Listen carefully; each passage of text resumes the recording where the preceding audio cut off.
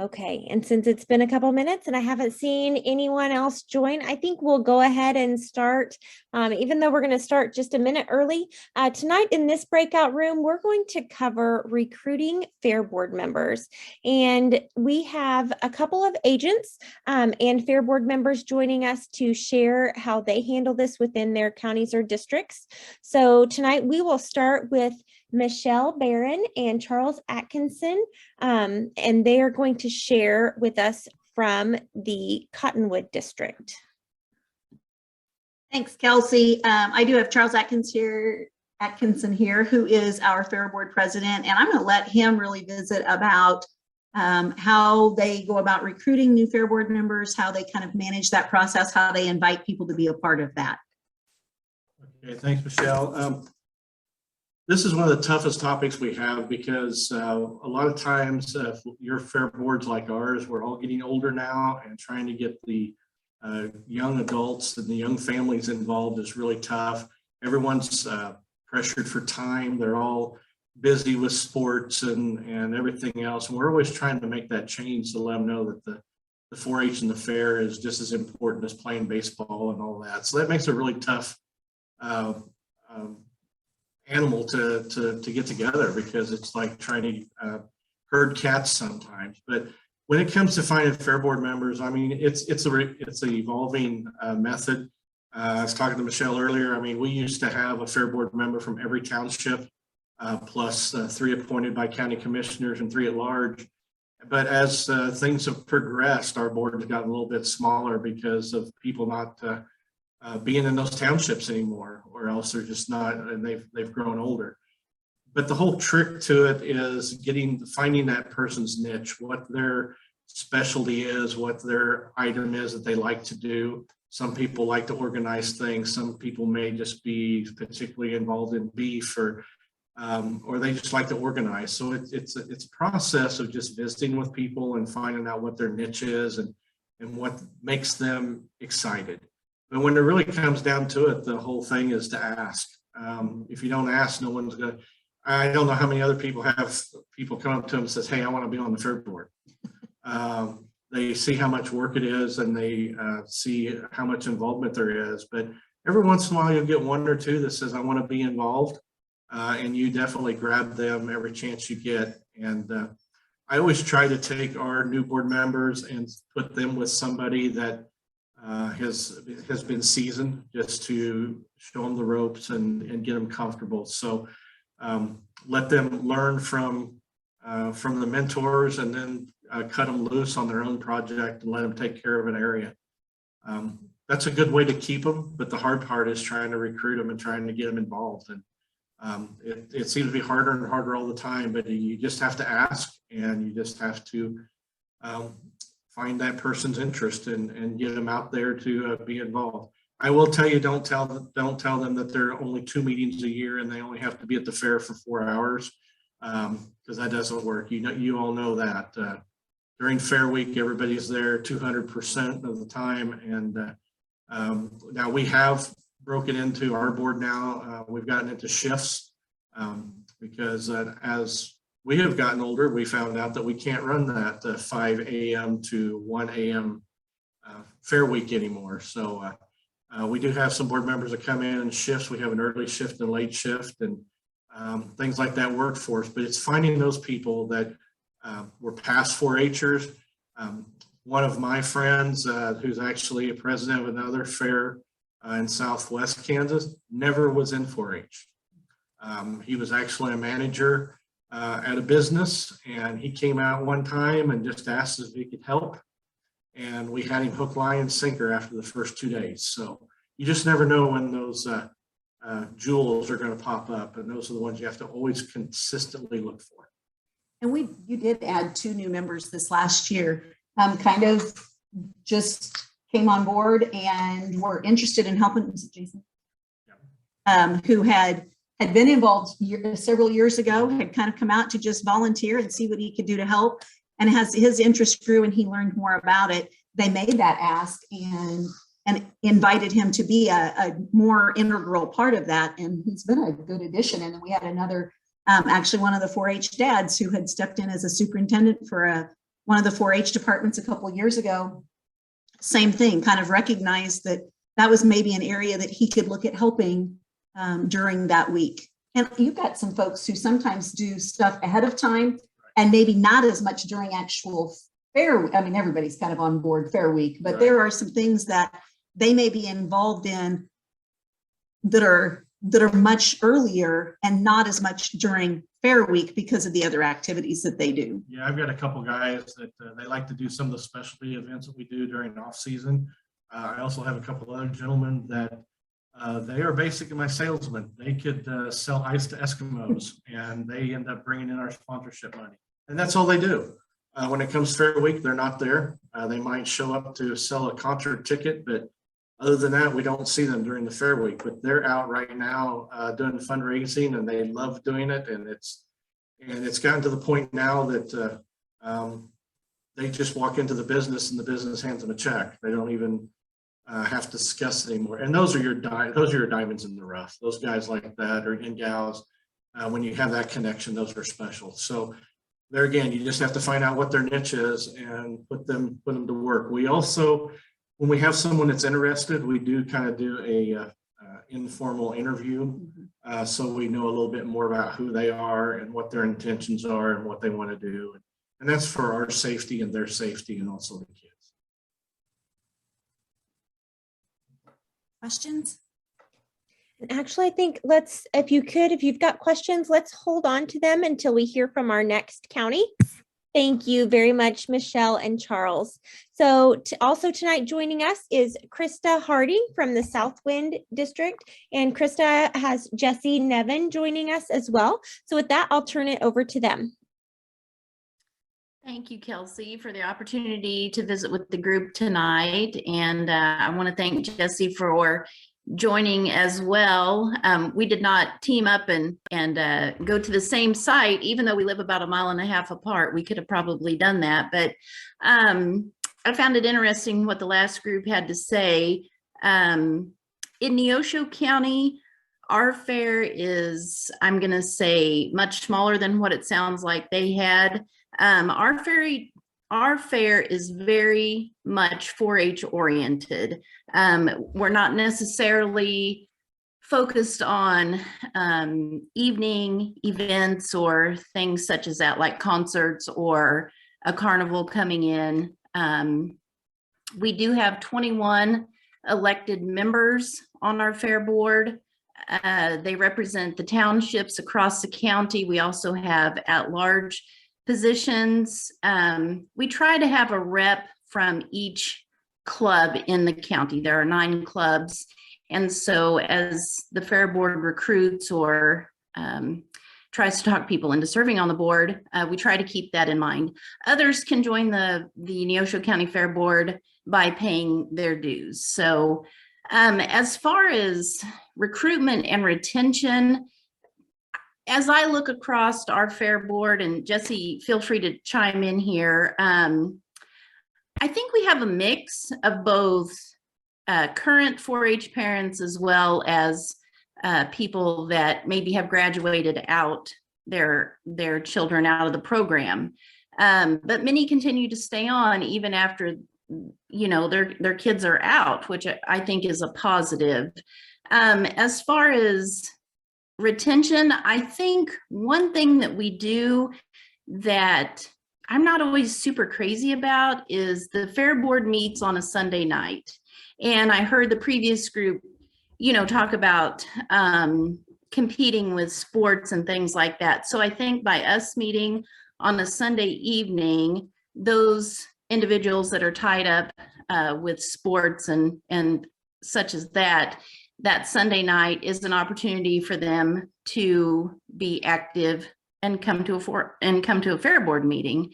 The Neosho County Fair Board, they correspond using the GroupMe app, which I think is another positive tool that they use to keep everybody informed and things that need to be done and taken care of.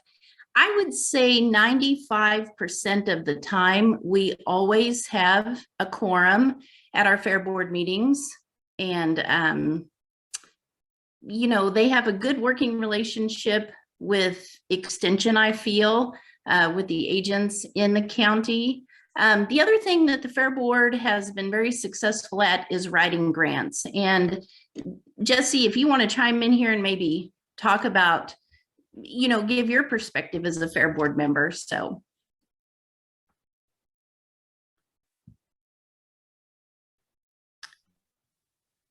I think that personally for me, I kind of got pulled into the Fair Board because I asked the question. I said, why do we do that? And how can I change it?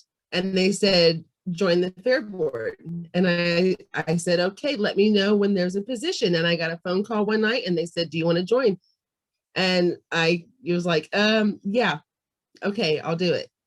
So I agree with Krista completely. We have a great relationship with our agents. We have a great relationship with our 4-H council. And I kind of dip my hand in all of those things. I constantly call the agents and ask questions or see how I can help. I agree that the GroupMe chat app has been tremendously helpful for our group because we do have several people that can't come to every meeting, but they'll show up when we need them, as long as we get that information out there.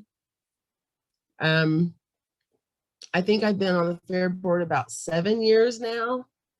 And I grew up in Neosho County 4-H. I went through the whole thing. And then I was out for about 10, 12 years or so. And then I got my nieces in for open class and, we got through that and joined and everything.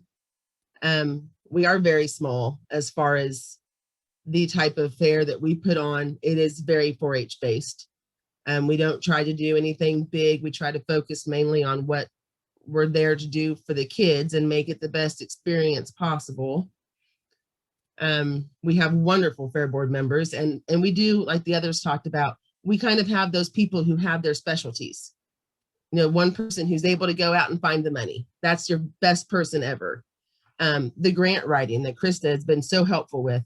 And we have a Greenbush in our area that has, helped us in some senses there that have allowed us to go on and make these wonderful improvements to our fairgrounds, to be able to utilize our fairgrounds for more than just our county fair and really try to give the kids more experiences than just that week.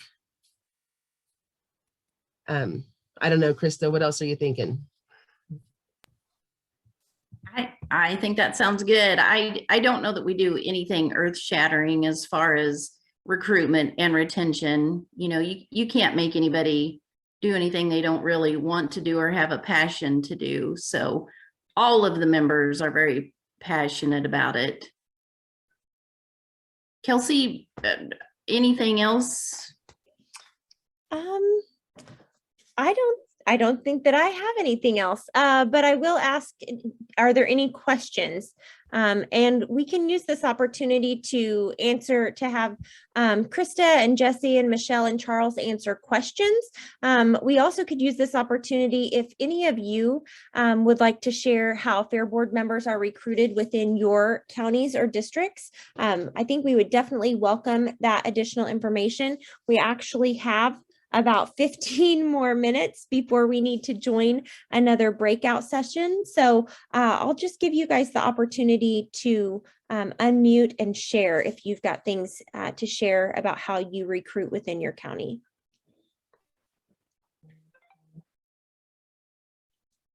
This is Marlo with Marlo McGee with Leavenworth County. I assume you can hear me. We have several townships in our county, and our bylaws are written such that Fair Board members, the representation, there needs to be at least one from each township, as well as some at-large and commissioner districts. I'm curious to know if you can't fill a township, if anyone has run into that, and what do you have in your bylaws that make exceptions if you don't have full representation from all townships? This is Melissa from the Wilson County Fair Association. We have had that issue. Ours is the same way. It's usually supposed to be in our bylaws, one person from each township. And probably about 7 or 8 years ago, we ran into that and not being able to fill those. So we just made an amendment. There was a couple, I think 2 years that we actually didn't have a full board, if I remember right. And then we made the amendment then to our bylaws to where we could just have, if, no one was available from a certain township, as long as they was a resident in Wilson County, then they could be voted onto the board. So like I said, ours, it's different in the fact that we have terms, we have 3-year terms. The executive board, which is the president, vice president, secretary, and treasurer, is a year term. And those are voted on and nominated by the actual overall board for those positions.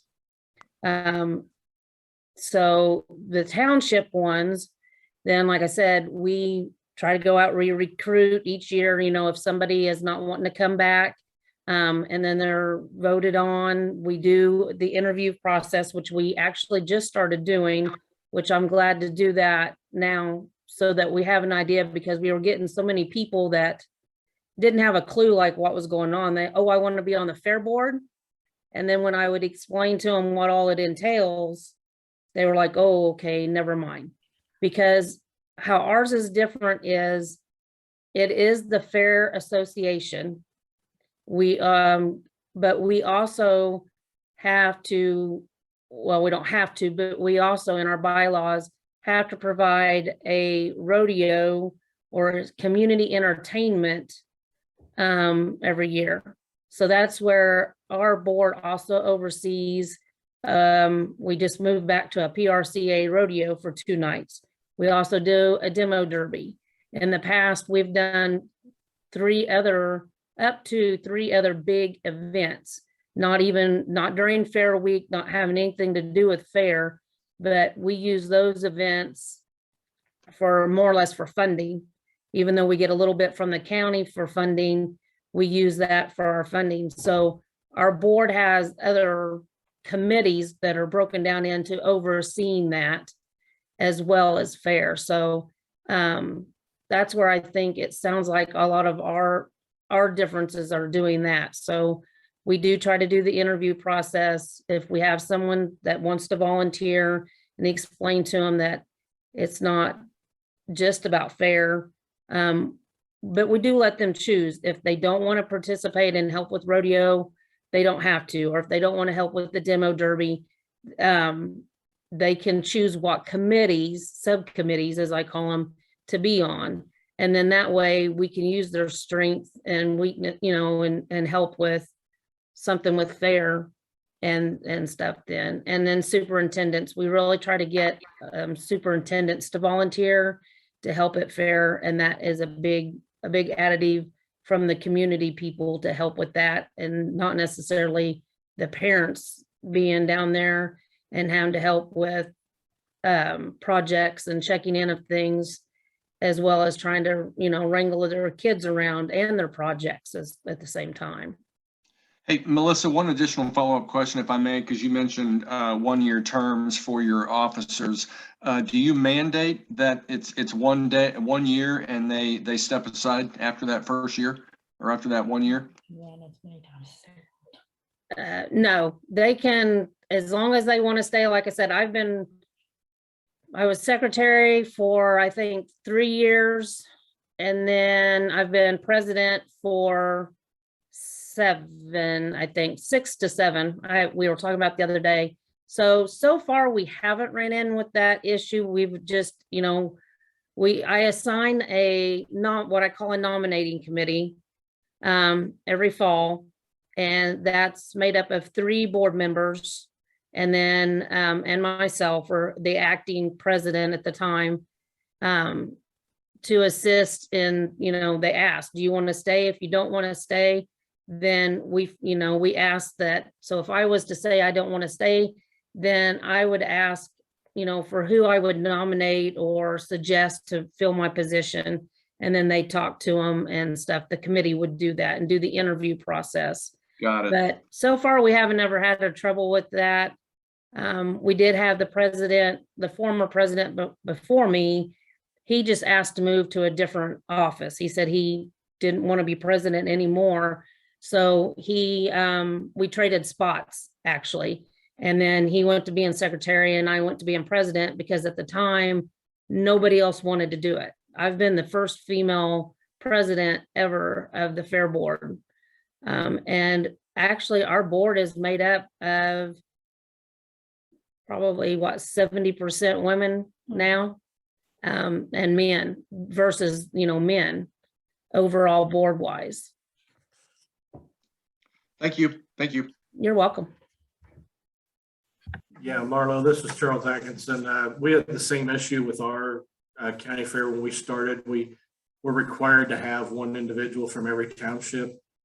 But since we're a corporation, and if you look at when fair boards were put together, that was kind of the layout from the state of Kansas on to get everybody around or to get representation. But we got to where people got older, wasn't any representation from there. So we had to rewrite our bylaws. So you always just remember the bylaws is a living article that you have the right to change and maneuver to fit what your needs are.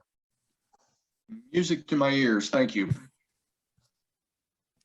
And I Jesse, we actually have a position in our county currently that we are not able to fill in the determined township. We ran into that problem too, where we have people that live on the opposite side of the road for that township. So we have used members who live close to that township and are willing to be there, or we've left it open and filled our at-large positions. Unfortunately, sometimes you can't get enough people to fill all of those, but for the most part, we haven't had any problems with that. Just this one outlying township in our county.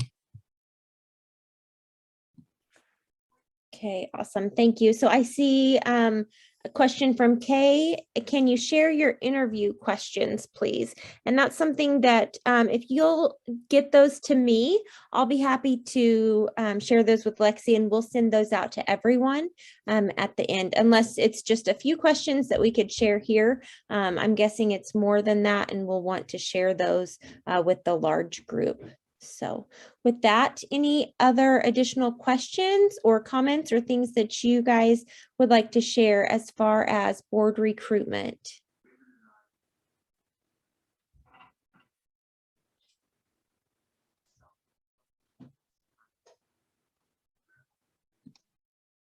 I guess since we have a little bit of time, this is Marlo again.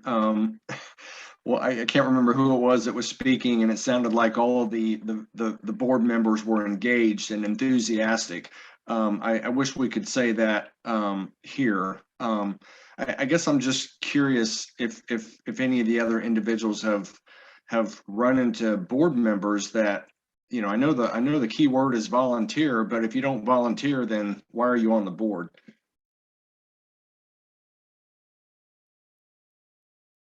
I think I'm probably the one that said something about we have a pretty cohesive fair board, but that's not to say that we don't have our fair share of issues maybe within that, but overall a pretty good working group.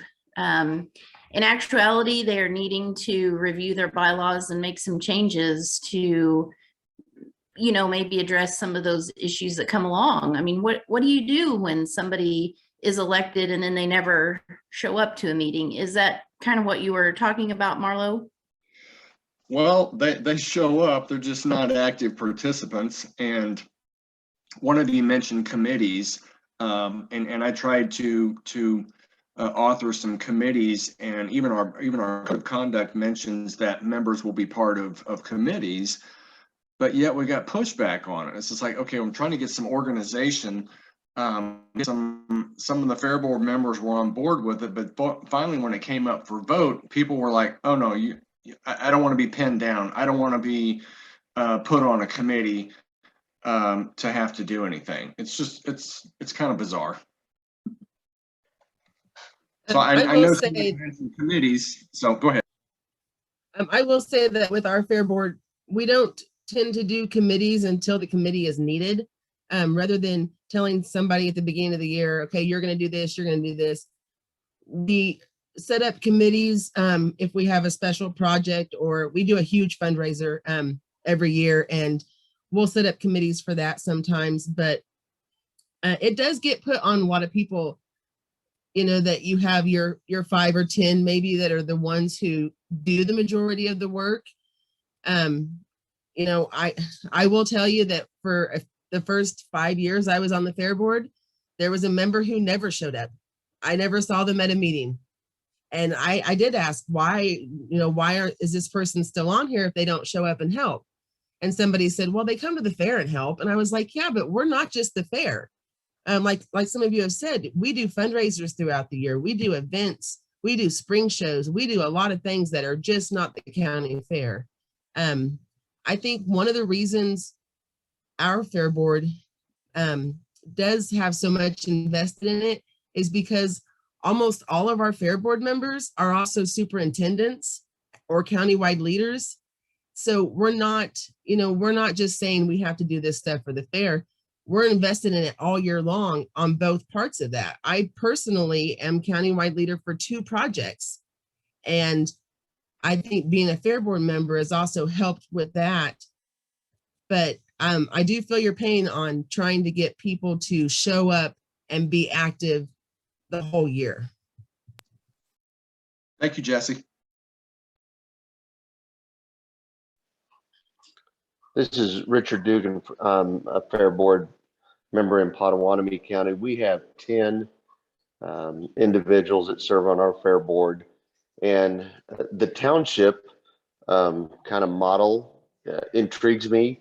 3 years ago, we expanded the number, and ours are more representative of our clubs because that's what drives the fair. You know, is our 4-H clubs, the 4-H members, and that. This, instead of recruiting fair board members, I'd almost say this has turned into an engagement thing, how to engage your fair board members. And I don't know what township or county, but someone said there was 21 members. And, you know, when you get in a room of 21 people and you said, okay, who wants to take over the rodeo? I envision that of people scurrying like cockroaches saying, I don't want any part of that. No. Our group, our 10, we get invited to birthday parties. We get invited to weddings. We're like the group, you know, we got each other's backs. And when something comes up and the fair board needs to take care of it. I mean, we kind of roll in like the Magnificent Seven on our horses, if you can picture that, and we take care of things. So I'm wondering if the whole engagement thing would be there's too many, and people think, okay, well, someone else will do that. That's why I don't need to come to the meeting. Just a thought.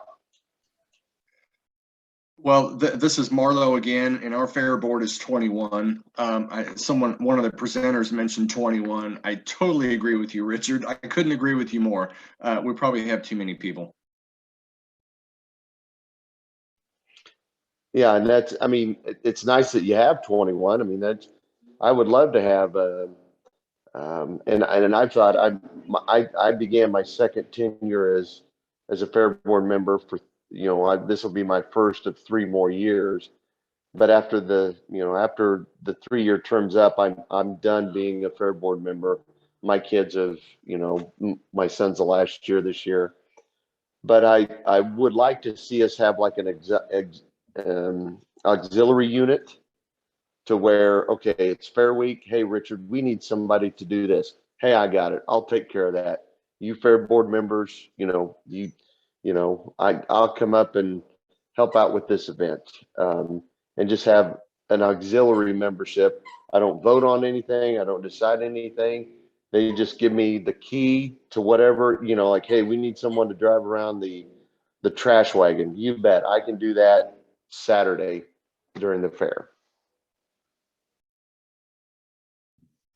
Okay, we have had some great discussion and I want to thank you guys all for sharing this evening. Thanks to Michelle and Charles and to Jesse and Krista for sharing for this round of the breakout sessions. So at this